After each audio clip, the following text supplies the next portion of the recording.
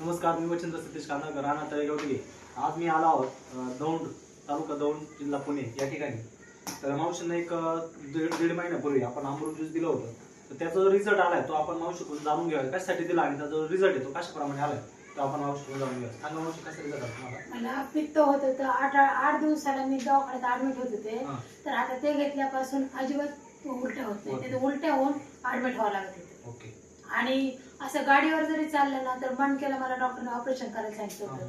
तर गाडीवर बसलं ना की असं हल्ली गाडी याचं पोटात कसं तरी व्हायचं. आता काही सुद्धा होत नाही. म्हणजे पूर्णपणे क्लिअर होऊन हो, ऑपरेशन सांगितलं. ऑपरेशन सांगितलं. आणि तुम्ही दिल्लीमध्ये पण गेला होता? हो, पायी दिंडीत गेले.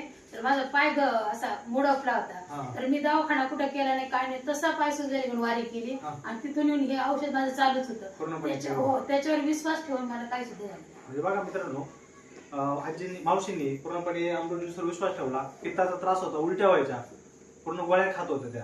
पण आता कुठली गोळी नाही, काय नाही. आणि मणक्याचा त्रास होता, गाडीवर जर चालले, गाडी जर आदळली तर पूर्णपणे त्यांना असं नको नको व्हायचं की काय करू काय नाही.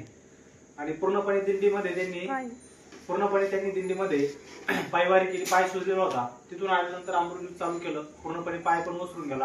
आता छान प्रकारे रिझल्ट मावशींना आलाय. तुम्ही पण वापरा, तुम्ही पण बरे व्हा. अमृत ज्यूस तुम्हाला नक्की बरं करेल. धन्यवाद.